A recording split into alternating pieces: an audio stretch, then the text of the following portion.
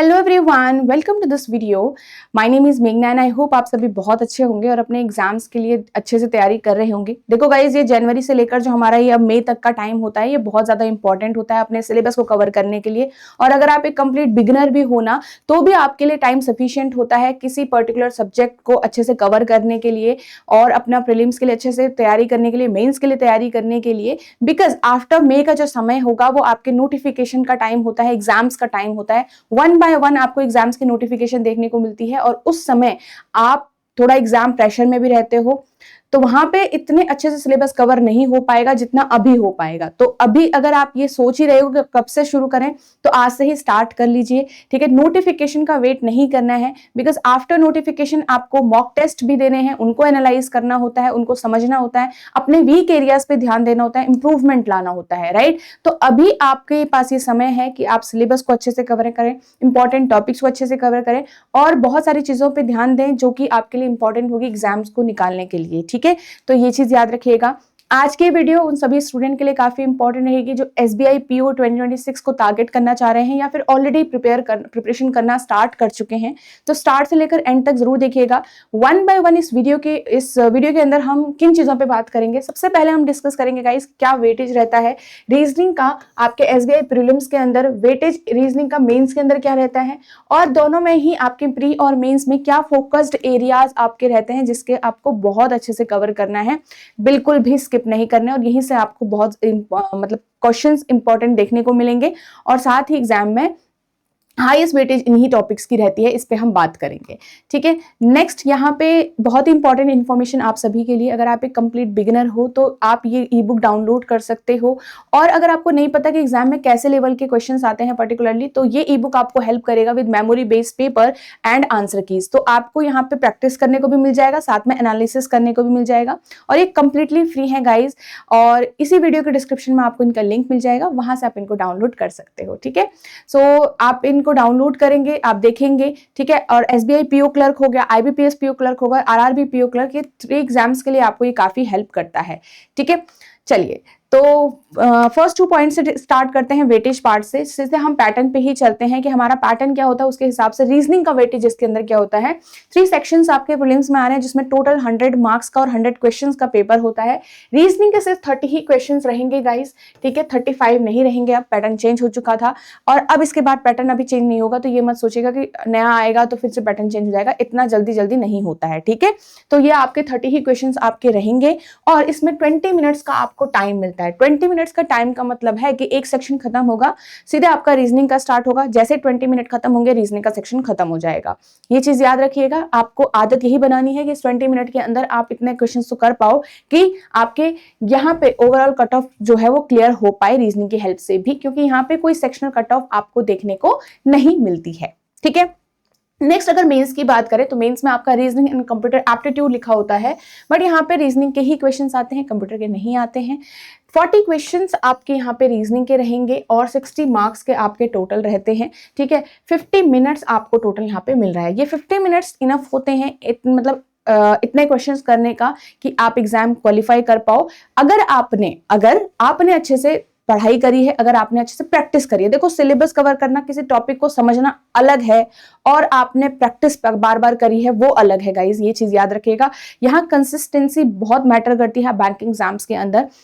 और कंसिस्टेंसी से मतलब है कि आप बार बार प्रैक्टिस कर रहे हो किसी भी पर्टिकुलर क्वेश्चन का, किसी भी पर्टिकुलर टॉपिक का, और वो जब आप बार बार प्रैक्टिस करते हो तो वही आपका एग्जाम की परफॉर्मेंस में भी झलकता है। ओके, तो ये चीज ध्यान रखिएगा। तो 40 क्वेश्चंस हैं, 60 मार्क्स हैं, इट मींस कि मोर देन 1 मार्क का आपका क्वेश्चन यहाँ पे जरूर रहता है। इस चीज को याद रखिएगा। कुछ सेक्शंस होते हैं, कुछ टाइप ऑफ क्वेश्चन जो आपके 2 मार्क्स में रहेंगे। ठीक है, मतलब आपके मोर देन 1 मार्क में रहेंगे। फिर आपके पास यहाँ पे ये 40 क्वेश्चन के अंदर ही आपको सिलेक्ट करना है। ठीक है, अब ऐसा जरूरी नहीं है कि आप हर बार उनको ही अटेम्प्ट करो जो आपको लग रहा है कि यहाँ पे क्या है मोर देन 2 मार्क्स, आप उन्हें अटेम्प्ट करो बार बार और 1 मार्क वाले छोड़ दो, ऐसा नहीं है। देखो गाइज, आपको ऐसे क्वेश्चंस को अटेम्प्ट करना है आपसे जल्दी हो पाए, जो आपसे सही हो पाए मेंस के अंदर भी। राइट, तो ऐसा आपको करना है कि आप सारे जो भी टॉपिक हैं उनको पढ़िए। ठीक है, उसके बाद वहां से जो क्वेश्चन आ सकता है एग्जाम में वो आप कर पाओ सॉल्व। ठीक है, ऐसे टॉपिक्स को जरूर कवर करिएगा। तो यहाँ पे टोटल 50 मिनट्स, लगभग 1 घंटे का आपको टाइम मिलता है। आप देखो पता भी नहीं चलता है 50 मिनट्स कब गए जब आप एग्जाम में बैठते हो। सिमिलरली ये 1 घंटा कब बीतता है पता भी नहीं चलता है, राइट। तो इसलिए हमें बार बार मॉक टेस्ट देना होता है वो एग्जाम को एक्सपीरियंस लेने के लिए, ठीक है। तो इसलिए मैं कह रही हूँ कि बाद में आपको एग्जाम का जो आपका मॉक टेस्ट है उन्हें देना होता है। प्रीलिम्स के पहले आपको काफी मॉक टेस्ट देने होते हैं ताकि आप तैयार रह पाओ प्रीलिम्स के प्रेशर को झेलने के लिए, ठीक है। फिर बाकी सेक्शन भी आप यहाँ पे देख सकते हो। अभी हम रीजनिंग पे फोकस कर रहे हैं। नेक्स्ट अगर बात करें फोकस्ड एरिया आपके प्रीलिम्स के अंदर रीजनिंग में क्या क्या है इस पे बात करेंगे। देखो लास्ट ईयर जो एग्जाम आया था, पेपर हुआ था, उसमें बहुत सारे शिफ्ट्स में ही आपके सिटिंग अरेंजमेंट एंड पजल से क्वेश्चंस आए थे। लगभग 25 क्वेश्चन आपके वहीं से आए थे और 5 क्वेश्चन या 6 क्वेश्चन आपके मिसलेनियस से आए हुए थे। मिसलेनियस मतलब जैसे अगर एक ब्लड रिलेशन का पैराग्राफ आ गया, 2 मिसलेनियस क्वेश्चन आ गए, ऐसा वाला, ठीक है। या फिर किसी में इनइक्वालिटी आ गई, किसी में आपका कंपैरिजन बेस्ड पजल आ गया, किसी में आपका यहाँ पे डायरेक्शन का क्वेश्चन आ गया, इस टाइप से आपका आया था। बाकी 25 क्वेश्चन 22 से 25 क्वेश्चन आपके इन दोनों ही टॉपिक से आए थे। तो मोस्ट इंपॉर्टेंट टॉपिक आपके ये रहेंगे। बट यहाँ पे मैंने सिलॉक्स एंड इनइक्वालिटी क्यों लिखा है गाइस, क्योंकि ये भी इंपॉर्टेंट है, ये आपको कवर करना ही पड़ेगा, ठीक है। अब हमें नहीं पता ना आप कौन से शिफ्ट में जा रहे हो, आपको भी नहीं पता अभी, तो आपको सिलॉक्स एंड इनइक्वालिटी कवर करके रखना पड़ेगा, बिकॉज ये मेंस में भी आपको काम आएंगे या दूसरे एग्जाम्स में भी आपको काम आएंगे, ओके। और जरूरी नहीं है, देखो ये जो आपके एग्जाम के अंदर मतलब जो वो वाला पैटर्न तो अलग है पूरा वेटेज पार्ट वाला, बट अगर आपका रीजनिंग का सेक्शन है, रीजनिंग के सेक्शन के अंदर क्वेश्चंस कैसे डिवाइड रहते हैं वो चेंज हो सकता है, दैट कैन बी अनप्रेडिक्टेबल, ठीक है।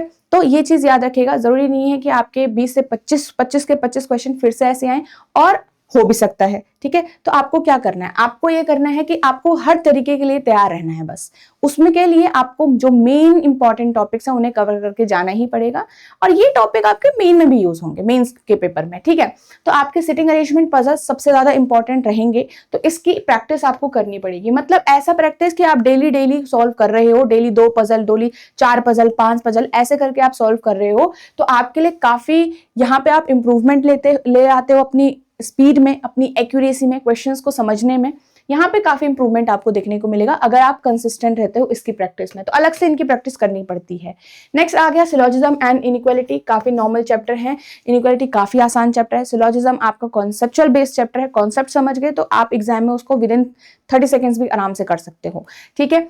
ऑर्डर रैंकिंग में आपका एक टाइप ऑफ क्वेश्चन आता है जो कंपैरिजन, एक शॉर्ट पजल ही होती है एक, वैसे वो, ठीक है, पजल टाइप का ही क्वेश्चन होता है, तो ये आपका एग्जाम में आने के चांसेस रहते हैं यहाँ से। और मिसलेनियस टाइप ऑफ क्वेश्चन में बात करूं, जैसे आपने देखा होगा मीनिंगफुल वर्ड वाला है ना, एक आपका हो गया मीनिंगफुल वर्ड, एक आपका हो गया पेयर फॉर्मेशन जिसमें आपके डिजिट बेस्ड आ जाता है, लेटर बेस्ड, वर्ड बेस्ड आ जाता है, नंबर बेस्ड मतलब, ठीक है, और वर्ड बेस्ड आ गया। एक आपका होता है कुछ अरेंजमेंट टाइप का क्वेश्चन जिसमें आपको कुछ अरेंजमेंट करनी होती है लेटर्स के अंदर, या फिर एक आता है आपका मैथमेटिकल ऑपरेशन वाला जिसमें इवन में +1 करना है, -1 ऑड में करना है, या फिर आपको +2 करना है, फिर उनको अरेंज करना है। इस टाइप का आपका कुछ प्लस माइनस वाले क्वेश्चन यहाँ पे आ जाते हैं आपके, ठीक है। +1 -1, इसको प्लस माइनस ही लिखते हैं सिर्फ, ठीक है। तो कुछ क्वेश्चन ऐसे आ जाते हैं आपके, एक नंबर आपको दिया जाता है,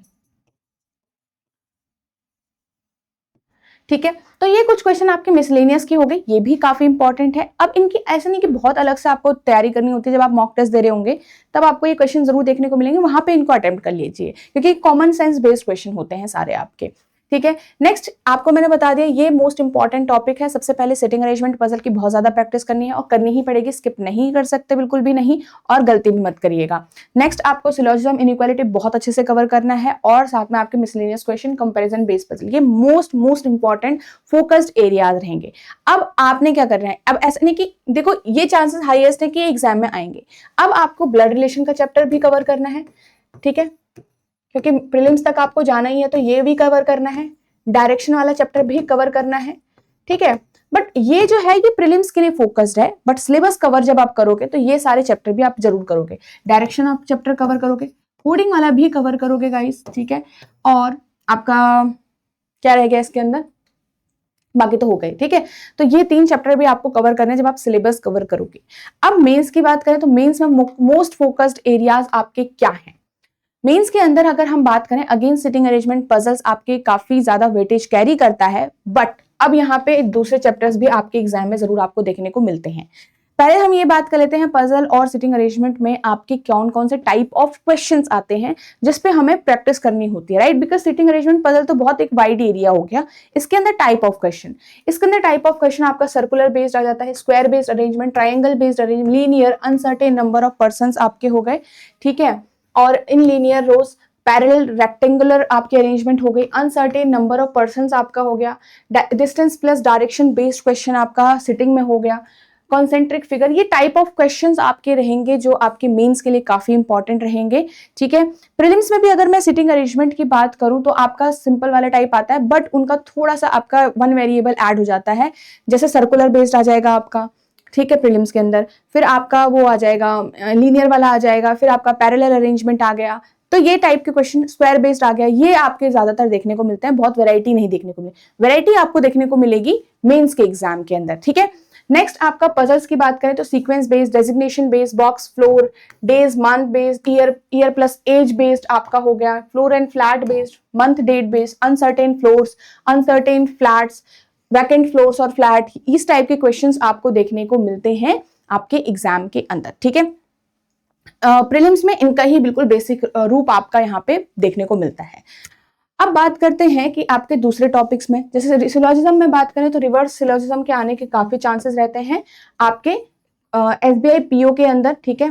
कोडेड के भी, कोडेड वैसे इजी ही होता है, रिवर्स सिलोजिज्म के ज्यादा चांसेस आपके रहेंगे। नेक्स्ट अगर मैं बात करूं कोडिंग डिकोडिंग, एक आपका हायर लेवल क्वेश्चंस होते हैं जिसमें आपको सिंबल्स का मतलब मिक्स्ड कोडिंग जो आपकी होती है, नंबर्स की भी कोडिंग होती है उसके अंदर, लेटर्स की भी कोडिंग होती है, तो मिक्स्ड कोडिंग वाले आपके क्वेश्चन यहाँ पे आपको देखने को मिलेंगे। एक और है आपका जिसमें आपको कंडीशनल बेस्ड कोडिंग वाला क्वेश्चन भी देखने को मिल सकता है कई बार, ठीक है।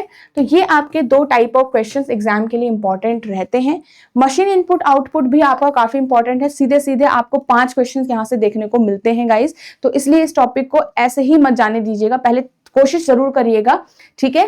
एंड यहाँ पे आपके पास पूरे 5 क्वेश्चन देखने को मिलते हैं, इससे भी पूरे 4 से 5 क्वेश्चन आपको देखने को मिल जाते हैं। तो यहाँ पे जो इनपुट आउटपुट में क्वेश्चन आता है उसमें स्टेप बेस्ड होते हैं आपके, तो आपका एक सिंगल जो लॉजिक होता है पूरा एक पूरे पैराग्राफ में, मतलब पूरे स्टेप्स में एक ही लॉजिक पे काम हो रहा है, ऐसा क्वेश्चन भी आ सकता है। और आपका मल्टीपल लॉजिक वाला क्वेश्चन भी आता है, ठीक है, मतलब हर एक स्टेप में डिफरेंट डिफरेंट लॉजिक आपका काम कर रहा है, तो मल्टीपल लॉजिक बेस्ड क्वेश्चन भी आपका आ सकता है। तो ये दोनों टाइप आप करके जाइएगा। नेक्स्ट डायरेक्शन सेंस की बात करें तो कोडेड डायरेक्शन आपका आता है, ठीक है, सिटिंग अरेंजमेंट के अंदर मिलकर ही आ जाता है। पैराग्राफ बेस्ड अगर मैं इसको बोलूं, ठीक है। सिमिलरली आपका ब्लड रिलेशन में पैराग्राफ बेस्ड आपका आ सकता है कोई क्वेश्चन, और यहाँ पे आपका कोडेड ब्लड रिलेशन के भी चांसेस रहते हैं। अगेन सिटिंग अरेंजमेंट पजल के साथ मिलकर भी ब्लड रिलेशन का क्वेश्चन बनता है और एग्जाम में आता है। नेक्स्ट डेटा सफिशिएंसी आपके लिए काफी इंपॉर्टेंट रहेगा मेंस के लिए। फोकस्ड एरियाज की बात कर रही हूं मैं यहाँ पे। यस, 3 से 4 क्वेश्चंस आपको डेटा सफिशिएंसी से देखने को मिलेंगे, और यहाँ पे जब आपके सारे टाइप चैप्टर्स में बेसिक अच्छा होगा तब जाके आप इस वाले पर्टिकुलर टाइप ऑफ क्वेश्चन को अच्छे से कवर कर सकते हो। ये चीज याद रखिएगा, after covering all the topics then आप यहाँ पे डेटा सफिशिएंसी के क्वेश्चन को सॉल्व कर सकते हो। तो यहाँ पे 2 स्टेटमेंट बेस्ड आपके एग्जाम में ज्यादा आने के चांसेस होते हैं, और 3 स्टेटमेंट बेस्ड भी। मैक्स टू मैक्स वैसे 2 आएगा, बट 3 स्टेटमेंट तक भी आप प्रैक्टिस करके जाइएगा कि कैसे सॉल्व किया जाता है, एटलीस्ट आपको आइडिया हो। नेक्स्ट हो गया इनइक्वालिटी, ठीक है। तो इन सारे टॉपिक के बाद इनइक्वालिटी थोड़ा कम ही आता है, कम ही देखने को मिलता है कई बार एसबीआई पीओ के अंदर, बट स्टिल आपको ये करना है। ऐसा नहीं कि बिल्कुल ही नहीं आएगा, इसके क्वेश्चन देखने को नहीं मिले, देखने को मिले हैं, ठीक है। तो यहाँ पे से कोडेड इनइक्वालिटी के क्वेश्चन आपको कवर करके जाना है, बस ये चीज याद रखिएगा, ठीक है। कोडेड इनइक्वालिटी है, इनइक्वालिटी आपका सिलॉक्स के साथ भी दे दिया जाता है कभी, तो वैसे टाइप ऑफ क्वेश्चंस भी आपको यहाँ पे सॉल्व करके जाने हैं एग्जाम के लिए, ठीक है। और ये ऐसा नहीं कि बहुत डिफिकल्ट होता है, आप एक बार समझ जाओ ना कि कैसे सॉल्व किया जाता है तो आपके लिए आसान हो जाएगा। तो ये सारे एरियाज आपको फोकस करके चलने हैं अपने एग्जाम के लिए, मेंस के लिए। आई होप ये आपको हेल्प करेगा to prepare better in reasoning, और आपको ये समझ में आएगा कि आप रीजनिंग के थ्रू भी, या फिर किसी एक पर्टिकुलर सब्जेक्ट आपका स्ट्रॉन्ग है या 2 सब्जेक्ट आपके स्ट्रॉन्ग हो, काफी इजी हो जाता है हमारे लिए ओवरऑल कट ऑफ को क्लियर करना। और मेंस की बात करें तो हमारे लिए स्कोर करना, यहाँ पे स्कोरिंग बहुत है इंपॉर्टेंट। हम यहाँ पे कट ऑफ पे ध्यान नहीं देना है, आपको स्कोर करना हाई टू हाई, बिकॉज यही के जो मार्क्स होंगे आपके मेंस के वो ऐड होंगे, और इंटरव्यू के मार्क्स ऐड होंगे, और उसके बाद आपका फाइनल लिस्ट तैयार होती है। ये चीज याद रखिएगा। तो यहाँ पे अब हमें सिर्फ कट ऑफ नहीं क्लियर करने का सोचना है, हमें सोचना है कि हम कितना ज्यादा स्कोर कर सकते हैं, कितना ज्यादा अटेम्प्ट कर सकते हैं। अब अटेम्प्ट के चक्कर में ऐसा नहीं कि आप ओवर अटेम्प्ट कर जाएं, मतलब नेगेटिव अटेम्प्ट कर जाएं, नहीं। आप जिन क्वेश्चंस को हमेशा आप 100% श्योर है that it is correct, then only आप उसको अटेम्प्ट करेंगे। चाहे आपके कम भी हो रहे हैं अटेम्प्ट, स्टिल आपको नेगेटिव मार्किंग कम से कम ही रखनी है, राइट। और रीजनिंग के अंदर एक्यूरेसी अचीव करना थोड़ा आसान भी होता है, क्योंकि हम क्वेश्चंस को सॉल्व करके निकाल रहे होते हैं, तो वही आपको अचीव करना है विद स्पीड, ठीक है। तो ये चीज याद रखिएगा। अब यहाँ पे क्या 50 मिनट्स का टाइम मेरे लिए सफिशिएंट होता है इतने क्वेश्चन करने के लिए कि मैं एग्जाम को मैं अच्छा स्कोर कर पाऊं? बिल्कुल, आपको वो 50 मिनट्स का ही टारगेट अचीव करना होगा। पहले पहले मुश्किल आएगी, नहीं होंगे क्वेश्चन, एक भी क्वेश्चन कई बार मेंस में ऐसा होगा कि नहीं हो रहा है सॉल्व, बट धीरे धीरे आप थोड़ा क्वेश्चंस को सॉल्व करोगे, पेशेंस रखोगे, आपको समझ में आएगा कि पेपर देना कैसे है, मॉक टेस्ट देना कैसे है। धीरे धीरे ये चीजें आप ग्रेजुअली सीख पाओगे, ठीक है। तो पेशेंस रखिएगा एंड विद कूल माइंड आप अपनी तैयारी को जारी रखिए और बहुत अच्छे से अपने हर एक वीक एरियाज को बार बार निखारते रहिए, इंप्रूव करते रहिए और आप इजीली यहाँ पे आगे बढ़ सकते हो, ठीक है। तो यहाँ पे ये सारी चीजों पे हमने बात की। आई होप ये आपको हेल्प करेगा एक आइडिया लेने के लिए कि आपकी तैयारी कैसे चलनी चाहिए, कौन कौन से आपके टॉपिक्स हैं जो आपको कवर करने हैं, कितना टाइम आपको लगेगा, ठीक है। यहाँ पे आपको लग रहा है कि कहाँ से प्रैक्टिस करें, तो ये बैंकिंग एग्जाम्स महापैक आपके लिए काफी यूजफुल होने वाला है गाइस। इसके अंदर आपको प्रैक्टिस सेशंस भी मिलेंगे, मतलब आपके जो मॉक टेस्ट हो गए, full length mini mock test आपके हो गए जो आपको तैयार करेंगे पीओ क्लर्क अलग अलग लेवल के लिए। आपके टॉपिक वाइज टेस्ट भी आपको यहाँ पे देखने को मिलेंगे एंड वीडियोज, रिकॉर्डेड वीडियोज भी आपके डिफरेंट टॉपिक जो आपके प्री से लेकर मेंस तक के, वो आपको यहाँ पे रिकॉर्डेड वीडियोज भी अवेलेबल होंगी। आपके डिस्क्रिप्टिव इंग्लिश हो गया, आपका करंट अफेयर हो गया, ठीक है, सारी चीजें आपको यहाँ पे अवेलेबल होगी। इंटरव्यू गाइडेंस भी आपको मिलता है गाइस अगर आप इंटरव्यू तक पहुंचते हो तो, ठीक है। मेंटोर सपोर्ट आपको यहाँ पे मिलता है through out this session, course. आप जब तक कोर्स में रहते हो, वैलिडिटी जब तक रहती है, तो आपको मेंटर सपोर्ट भी आपको मिलता है, ठीक है। ये आप वैलिडिटी यहाँ से चूज कर सकते हो और ये 6 एग्जाम्स के लिए आपका इंपॉर्टेंट है, सिर्फ एक एग्जाम के लिए नहीं गाइस, ठीक है। चलिए, so that's all for today's video and I hope ये वीडियो आपको हेल्प करेगा। इसी वीडियो के डिस्क्रिप्शन में आपको इसका कोर्स का लिंक मिल जाएगा और साथ ही यहाँ पे edutap.in वेबसाइट भी आप विजिट कर सकते हो। तो अगर हम देखें वेबसाइट हम कहाँ पे से विजिट करेंगे, तो आप यहाँ से इधर आ सकते हैं edutap.in, यहाँ पे से कोर्सेज पे आप चूज करेंगे, बैंकिंग कोर्सेज आपको चूज करना है, ठीक है। बैंकिंग कोर्सेज चूज करेंगे तो आपको ये कोर्स इधर दिख जाएगा। साथ ही आप एसबीआई के साथ साथ आरबीआई की टारगेट करना चाह रहे हैं 2026 के अंदर या फिर नेक्स्ट इन फ्यूचर, तो आप यहाँ पे ये वाला टारगेट, ये वाला जो कोर्स है आपका कॉम्बो कोर्स है, इसके अंदर आपको अलग अलग से नहीं लेना है, इसके अंदर आप एक ही साथ ले सकते हो। आरबीआई का फेज 1 एंड फेज 2 आपका कवर्ड है और बैंकिंग महापैक की जितनी सारी डिलीवरेबल्स यहाँ पे देखने को मिली थी वो आपको यहाँ भी देखने को मिलेगी, ठीक है। डेमो लेक्चर्स भी हैं, वो भी आप देख सकते हो। और ज्यादा डिटेल में जाना है तो यहाँ पे नो मोर पे आप जाएंगे और भी डिटेल्स आप यहाँ पे देख सकते हैं, ठीक है। चलिए, so thank you so much guys and I hope it is going to help you and याद रखिएगा प्रिपरेशन अभी से स्टार्ट कर दो। कोई भी नोटिफिकेशन या आप किसी चीज का वेट कर रहे हो तो अभी आपका सही समय है, आप अभी से स्टार्ट करोगे धीरे धीरे, तभी आपको आदत भी लगेगी पढ़ने की, ओके। चलिए, so all the best everyone.